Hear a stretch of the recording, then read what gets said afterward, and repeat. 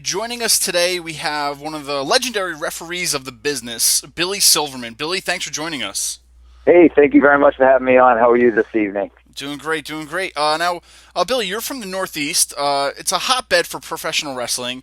Did you spend much time watching it growing up, or how did you get involved? Yeah, actually, well, I did a little bit of both. My dad was very good friends with a promoter up here in Maine, and actually in Maine, New England, and Boston, who used to promote for Vince Sr. So I was kind of always around it, but yeah, I did watch a lot of it, growing up as a kid, and I watched it a lot. And like I said, my dad was real good friends with one of Vince's main promoters up here in New England for many years, and so I was really around it a lot, too, as well as a kid. Did you ever think that you wanted to be a wrestler when you grew up? I don't know that I wanted to be a wrestler. Maybe at one time I did, but I knew that I wasn't, big enough to be a wrestler. But mainly I wanted to be more like my dad. My dad's friend Sam, he just always drove a big car and always seemed to be around a lot of important people. And, so I was kind of really more, interested in being, like a promoter or something to that effect, maybe doing, the marketing or the promotion part of it, more so. And then, just through, again, being around it, I had the opportunity to referee, and that's really kind of how I got into it. I didn't specifically start out to be a referee. The opportunity just presented itself. And then I went from there and, had the opportunity to referee and learn from some really great referees and some really great wrestlers as well. Here in New England, I worked, with the Savoldis who they were running at the time. They were running a promotion called ICW. Or actually, I think it might have even been called at one time when it started was ICCW or something to that effect. So I got to work with them. Tommy Fornini, was also a referee for Vince Sr. Back in the day, was originally who started to train me and who I got a lot of my training from. And he had just been around for many, many years and was getting ready to retire and really didn't want to work as much. And that's really how I got the opportunity to referee. All right. Was there one person who took you under their wing, who broke you into the business? I would say the Savoldi organization was really where I had the opportunity to break in. I can't really think of anyone specifically who, kind of took me under their wing because I was more like a student of the game, and I just wanted to learn as much as I could from as many people as I could. So I don't know that I really could say that there was any one person, but there were several or a lot of people that I learned a lot of really learned a great deal of knowledge from about the business and from the business, and who also taught me, about really being a good referee. Now, you said you spent a lot of time in the Northeast, in New England, reffing and learning the business. How did you get involved in the WWF? Well, again, it was through my father's friend Sam Michaels at the time was involved with them, and I want to say very early on, the first couple of shows that I ever worked through them were through Sam Michaels to kind of set it up because I want to say Joey Morella at the time was hurt, and they were here in Portland, and they were doing Portland and Boston, and so that's how I really got the opportunity was through Sam Michaels. And then from there, I just continued I worked all over. I mean, I really had some great opportunities, and also I think I made the most of my opportunities. But I had the opportunity to work in Florida. I had the opportunity to work in Chicago. Where else did I work? Pretty much all over. I mean, I worked in New York a great deal, New Jersey, Connecticut, Pennsylvania. So I worked all over and traveled all over, and just had such an opportunity because all the different groups that I would work with, I'd always end up meeting somebody else or learning something from somebody else or becoming friends with somebody else. And they would, talk to the promoter about bringing me in or coming in or, working with their group. I just really had a lot of great opportunities, and I really, I don't want to say chased, but really pursued those, those opportunities and really, or not use them, but utilize them for the opportunities that they were, and really, just took them for all that they, could offer me as far as, learning, different, ways to referee and different, but mainly working with all kinds of different talent. There was so much independent talent out there. I mean, and from working literally from Chicago back to the state of Maine, I just ended up working in so many places with so many different groups that it really gave me a good knowledge of what the styles were, what the psychology was of the business, and to learn a lot of different kinds of psychology and different kinds of ways of refereeing from a lot of different people from different areas of the country. All right. Now you were with the WWF during WrestleMania 13. What was your WrestleMania experience like, and was it like a surreal experience being in the granddaddy of them all at that time? Yeah, and I don't even know if there is a word for it. I mean, it was incredible.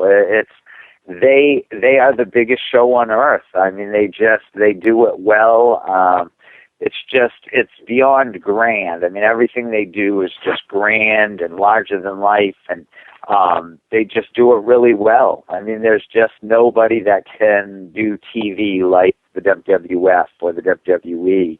And so to be able to have that opportunity was just, I mean, it's just mind blowing. I always think back to those times when it was actually happening, and I remember you just always keep thinking to yourself, I got to pinch myself here to make sure this is real, or am I going to wake up and this is just not going to have really happened? That's how incredible it is. It's beyond incredible, and the people that you meet and the places that you go and the things that you get to see are just beyond incredible. But they are, without a doubt, there's just nobody that can do TV and that can do or promote a show like WrestleMania.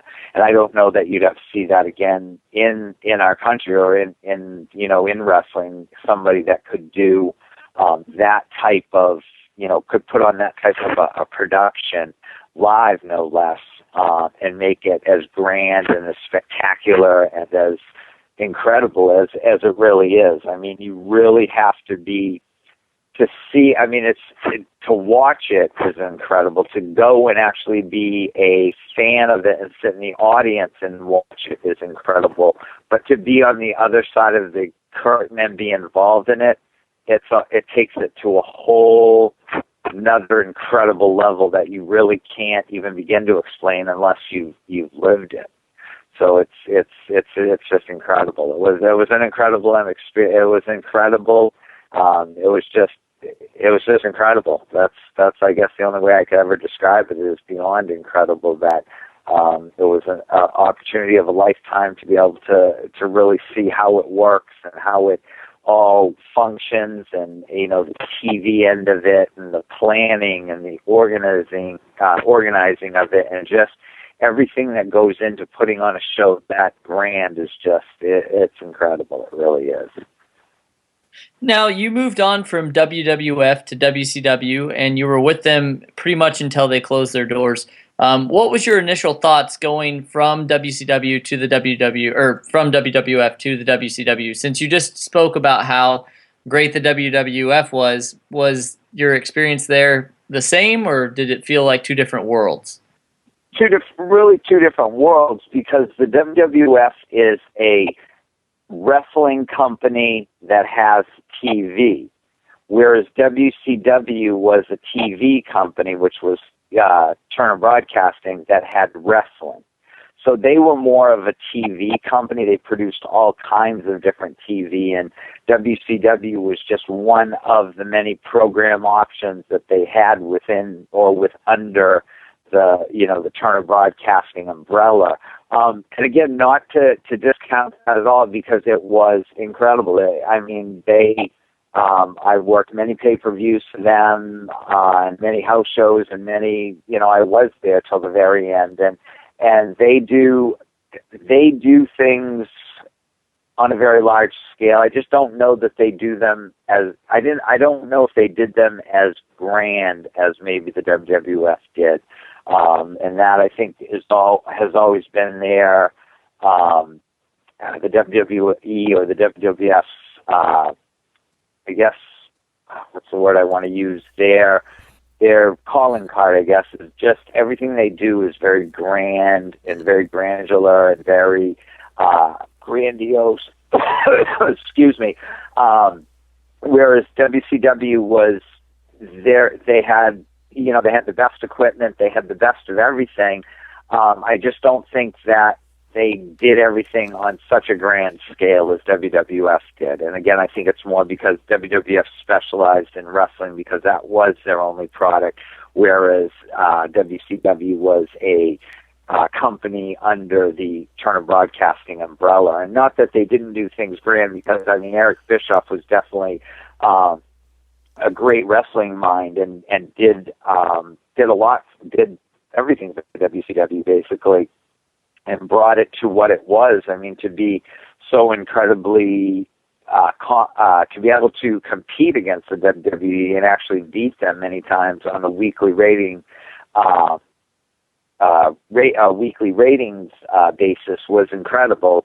So there was a lot of incredible things going on there too. And so for me, it was another opportunity. I don't think that I looked at it as a step down or anything. I looked at it as another incredible opportunity within the career that I had developed for myself. So, and it was great to experience how they did things, to be able to work with Eric Bischoff. Had he had more, maybe some bigger connections to some TV, WCW would still be in existence today. And so, I mean, not to take anything away from what Eric Bischoff did, or TBS, or WCW, because they were obviously they competed with Vince for many years and many weeks, where it was the wrestling wars, and WCW and WWF was going head to head to see who was going to be the winner of the ratings that week. So WCW had a lot going on. Again, I just don't think that they just did things as grand as WWF does or WWE does, and so that would be one of the differences. But I would never discount the opportunity that I had at WCW and that were given to me in WCW, and for all the people that I met and worked with. It was an incredible, again, it was just another incredible opportunity for me, and it was like living a dream. It really was. And Nice. and I think the great thing about it was the people that I met, in WCW. I met some really incredibly talented people, and just some incredible human beings that I still stay in touch with. So it was, again, I look at it as just another phenomenal opportunity and a really incredible career that I had. Sure. And now you mentioned right there that you developed some relationships in WCW. Who were some of your favorites to work with out there when you headed over there? Ric Flair, obviously. I mean, he is an incredible performer. I mean, to work with him was really incredible, because most of the superstars that I had worked with were all WWE superstars. Brett, Owen, Shawn Michaels, all the real more East Coast WWF talent was really what I was exposed to. So I never really had a chance to work with guys like Ric Flair or Sting or Lex Luger. Well, no, I'd worked with Lex Luger in the WWF. So, but Sting, Ric Flair, I had the opportunity to work with Bill Goldberg, who was an incredible talent. Trying to think of some of the other incredible talent. Fit Finlay, who I got to work with. Regal, not Steve Regal, but what was his name? He went to the WWE after he left. William. William Regal, thank you. I mean, those guys from England, Dave Taylor. Let me think, who else was there at the time? There were just so many incredible people to work with there. I had the opportunity to work with the Giant there, because that's where he basically got his start. Buff Bagwell, started from there or made his, career there working with him. Let's see, there was just, working with the Steiners. Obviously, I'd worked with them before in WWF, but, worked with them a great deal in WCW, working with Davey Boyd, who I worked with in both places. So it was just a really great opportunity to work with people that I had seen on TV, but really had never had the opportunity to work with and really wanted to work with, because how could you not want to work with, a guy like Ric Flair, who's just a phenomenal athlete, or a Vader, or, any of the numerous people that were WCW products that, really might have not had the exposure that WWF gave to, some of their guys. So it was just incredible to be able to work with a lot of, guys that WCW had created, and to see how they worked and how their whole system kind of evolved and worked. And again, it was just like an incredible opportunity to work with some incredible people. Dallas Page, who I met there and worked with, who is, is a really great guy and an incredible worker. Did some great stuff with Randy Savage. There's just so many. I mean, it's just so many great talents that was there at the time and that came through there that, was just incredible. And we had people from, ECW that came through. Mike Awesome had come through there, and, a lot of the Ravens. There was Raven, and trying to think some of the other guys that came out of, ECW that had come over, Mickey Whipwreck. And so it just really gave me some great opportunities to work with, talent that I had just never worked with. Sure. Now, you were on the cast of the movie Ready to Rumble. Go on. I was, and again, there's another example in my career of something incredible that I got to do, that I got to be involved in and have the experience of being, involved in, and just, being in a movie and seeing how it's made, how the movies really works. I ended up getting a SAG card out of it, which is kind of really cool. I've done other movies since then, not a great deal, but I've done a few. But it was incredible to have the opportunity, and I was, fortunate enough that, God rest his soul, I was friends with Chris Kanyon in WCW, and he was the main stunt guy, him and Shane Helms, and he had asked me, if I would be interested in being in the movie, and that's kind of how I got involved in it. And again, it was just another blessing, to have had the opportunity to be liked by somebody who was in a position to help me, I guess, take another step up the ladder. It was incredible. Nice. Now, Bill, you were part of one of the most infamous matches ever, the Finger Poke of Doom. What were your thoughts on the take of that match? That was at such a crazy time, and people ask me about that all the time. And, it was at a time where I think things were starting to, I don't want to say fall apart, but I think creating that kind of TV, you could see the stress that it caused on people. To be able to create award-winning TV that, can win the ratings every week, regardless of whether it be wrestling or comedy or, whatever the genre may be, is a lot of stress and it takes a lot of hard work and, just a lot of creativity from a lot of people. And I think at that point when that started happening, I think the creativity of some people, or a lot of people, I think, was starting to crack. I think you can only do that kind of creative process and be that creative for so long, and then you need to take a little break and let your creative juices recharge. And I think that there were certain people at that time that their creative juices were just really starting to crumble a little and really needed to be able to step back, but they weren't in a position to do that. So I think that's why that all started, those things started to happen and things started to fall apart a little bit. Now, most people who worked for WCW back in the day spoke about how unorganized it was. Did you get that kind of feeling, or was that just people that are kind of bitter about their time in WCW?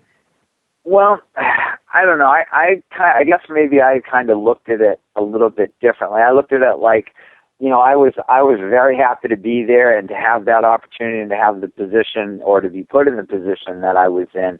So I kind of really didn't try to look at the negative of it. And I think that was a big part of what was the downfall of WCW, is that so many people did become negative and started looking at things in a very negative way and started criticizing, and instead of trying to be a part of the success of the product, they started tearing the product down.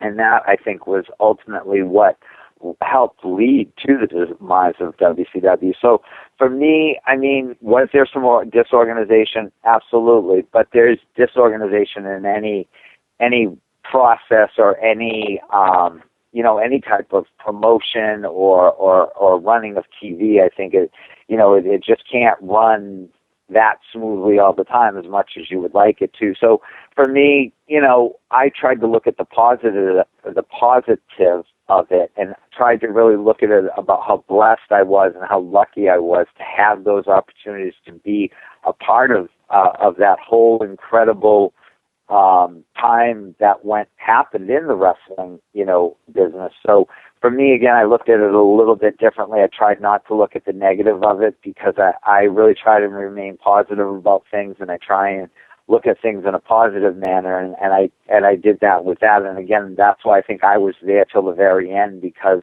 I didn't want to become part of the negativity that was there and really didn't play into it. And I think that's ultimately what really helped me stay there for as long as I did. All right. What was the vibe like backstage in WCW during the Monday Night Wars? I mean, there was a lot of competition going on back and forth. I mean, was there a lot of talk backstage happening on what could happen next, maybe? Or, I mean, what was it like? Well, when you say what could happen next, as far as angles, or as far as because I know that the WCW and WWE were competing with each other, so I mean, everybody was trying to one up each other. It was. Yeah, it was definitely. I mean, that was definitely what was, I think, was also fueling the whole competition, and I think what was fueling some really great TV at the time, because at the time, even when WCW was beating WWF or WWE, we weren't, I mean, it wasn't like so lopsided that one side really lost very badly and one side won very handily. I think that helped fuel some really great creativity.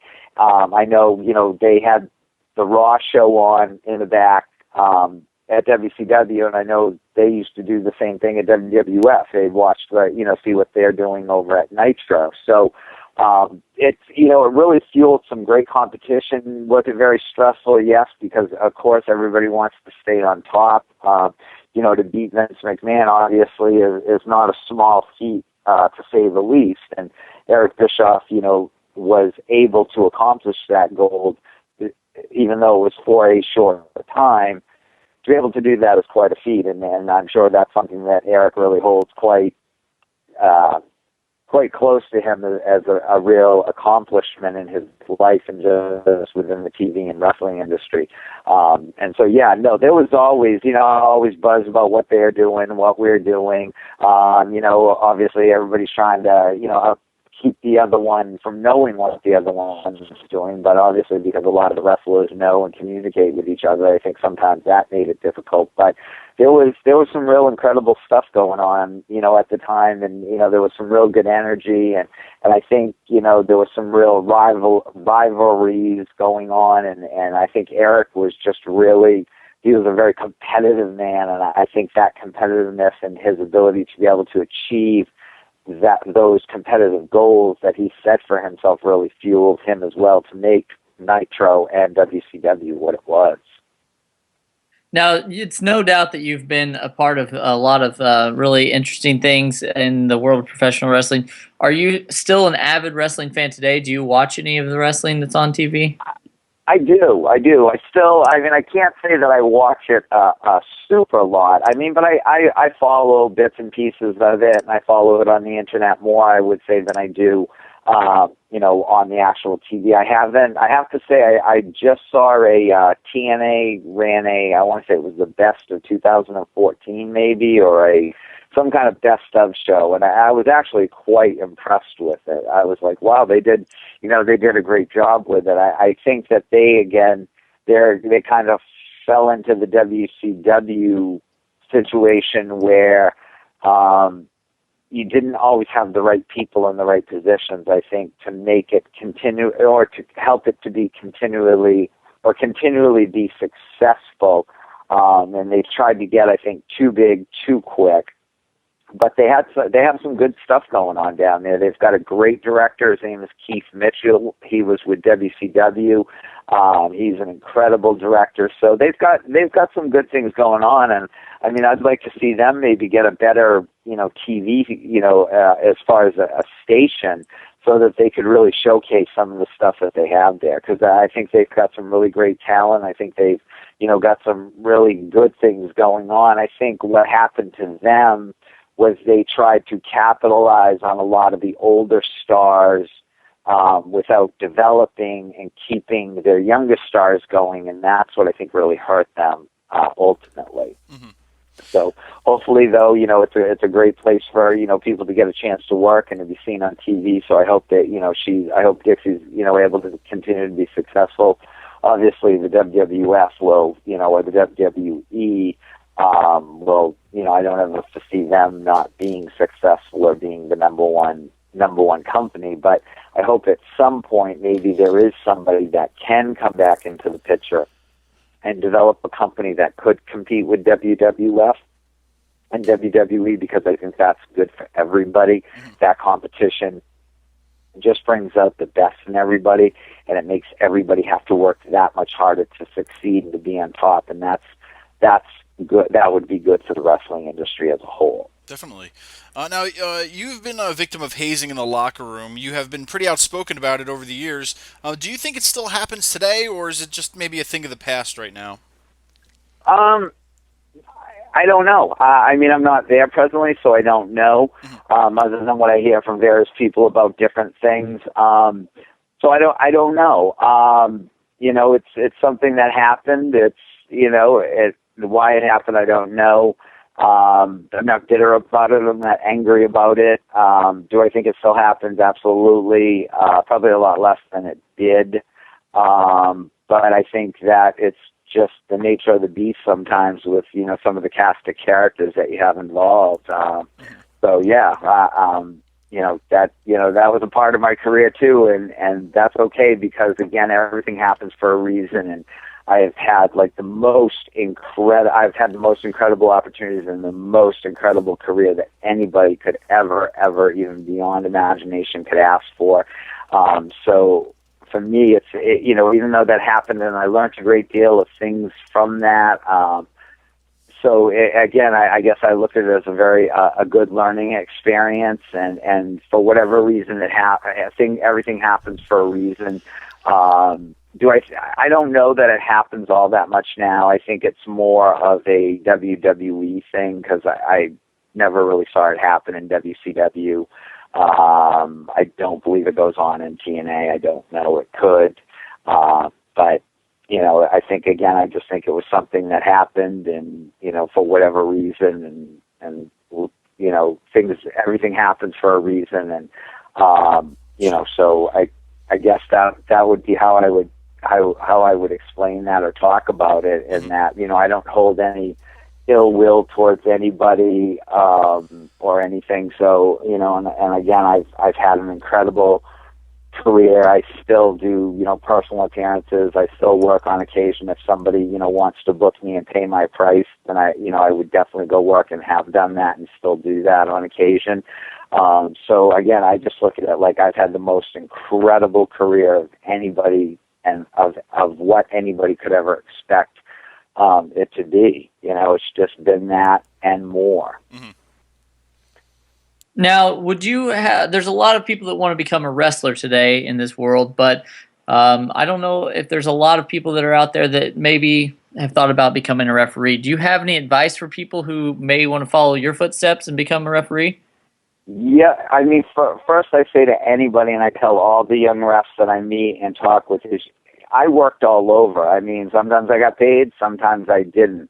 But I worked all over. I worked from Maine to Chicago and everywhere in between. Just work everywhere that you have the opportunity to work.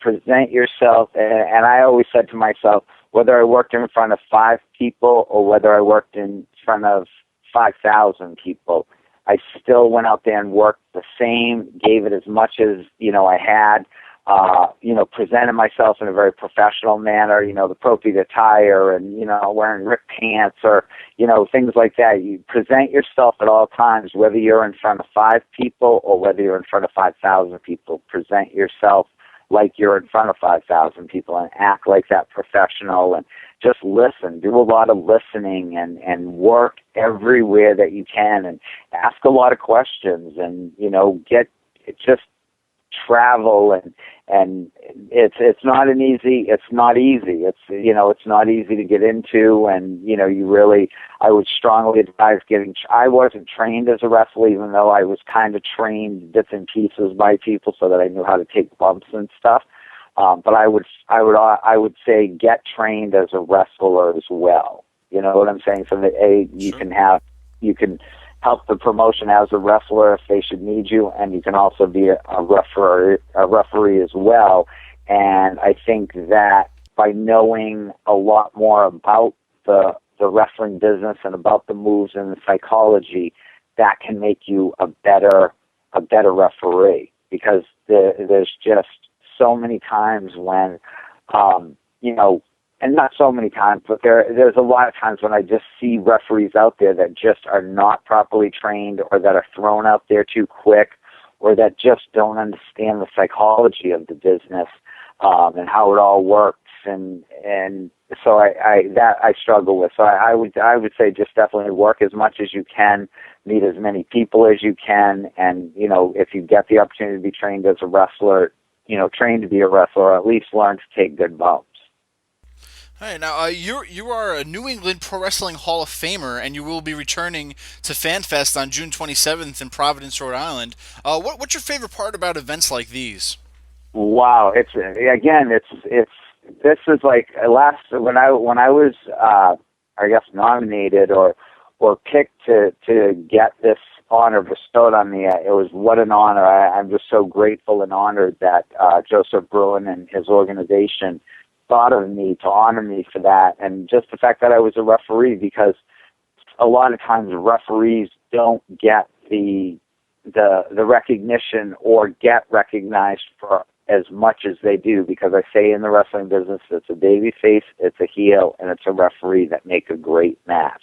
And you cannot have 2 of those to have a great match. You need to have 3. And so for me, when I was honored to be, or selected to be honored, I was just overwhelmed and humbled that they thought enough of me and my career and what I had done and accomplished to be honored for that. And this year, again, I'm going to be a guest at the Hall of Fame award, and I just can't wait. I'm totally excited to see who gets honored and to listen to the stories, and because there's some really incredible stories of the road stories and the life and the struggles and the heartbreaks and the pain and the physical agony of it all that you hear when somebody is inducted. And just because somebody's not hasn't made it to the level of a WWF or WWE superstar, that they're still, their journey mattered and what their journey was like, and to listen to that is incredible. So I'm incredibly honored to be asked to be a guest at it this year at the Pro Wrestling Hall of Fame award banquet, as well as being a guest,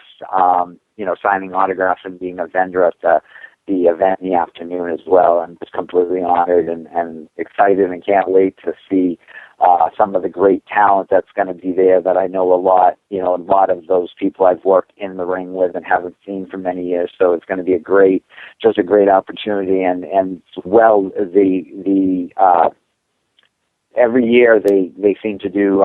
Now this will be my 3rd year of going to it, and it just seems the last couple of years were incredible. So I'm sure that this year they're going to do a great job. organizing it and developing it. And so I say to anybody, if you're looking to go to one particular, event or one particular, wrestling, what do I want to say, convention this year, I would definitely say that this is one of the best of, if not the best ones being held right here, and it's here in New England. It's right in Rhode Island, and Joseph Braun does an incredible job with it. He really does. Now we've come to towards the end of the interviews, so we like to do what we call the lightning round, and it's just a bunch of quick questions. So Sure. I'll start out, and either first thing that pops to your mind whenever you hear the question. Okay. Okay. All right. Now you are a referee, and they're let's say they're notorious for maybe not always seeing stuff. So I have to ask you, how is your vision? Great. What's the favorite thing about Maine? What's my favorite thing about Maine? I would say the ocean. I'm very blessed that I live I live within walking distance of the ocean. And so I would say the ocean. Okay. Vince McMahon. Icon, an incredible icon that has just done, I don't know, I guess I would say wrestling icon. All right. Eric Bischoff. Wrestling genius. Okay. Favorite match you refereed? That's really tough for me because I get asked that all the time, and I've had the opportunity to work with some of the most incredible wrestlers from all over the world, Jushin Thunder Liger, people I've just worked with so many, Bret Hart, Owen Hart, Ric Flair, Sting, Chris Benoit, Eddie Guerrero, Dean Malenko. I've worked with so many incredibly talented people. Kurt Hennig. There's just a list of people that I've been blessed to be able to work with that I would never want to take away from any match that I ever had with anybody, because there were just so many great matches that I don't know that I could ever really truly pick one out and say, this was the match. And I guess maybe one day I'm going to have to really reflect on that and think about it. But, for me, every match was just an incredible match because I had the opportunity to work with so many incredible athletes and so many incredibly talented human beings. All right. Did you ever get injured during your time in the ring? Yeah, I did, actually. I was out for, I want to say, like a month and a half with a torn groin muscle. I had torn, the muscle basically right away from the bone. So I was out for like a month with that, month and a half. But other than that, I always worked. I've worked injured before. I've worked with, taped up ankles, elbows, not crushed ribs, but, bruised ribs and things like that. So that's really the only time that I wasn't able, because I just physically couldn't walk, So other than that, I've always worked, but that would be the only one time that I ever did or was not able to work. All right. Now, where can fans keep up with you these days? Obviously, you're going to be at the New England Pro Wrestling Fan Fest in Providence, Rhode Island on June 27th. But other than that, are you on social media at all? I am. I'm on Facebook. I'm also will be out at the Cauliflower Alley Club in Las Vegas from April 12th to 15th. I'm going to be reffing a couple of matches out at shows that are out there for the Cauliflower Alley Club through Vendetta Pro Wrestling. And again, on social media, please feel free to contact me. Say hello. If you have any questions, I'm always happy to answer them and interact with the fans. All right, Billy, we really appreciate your time tonight. We thank you for joining us, and we'll see you in Rhode Island. I look forward to it. Thank you so much for having me as a guest on your show. I look forward to seeing you guys all in Rhode Island.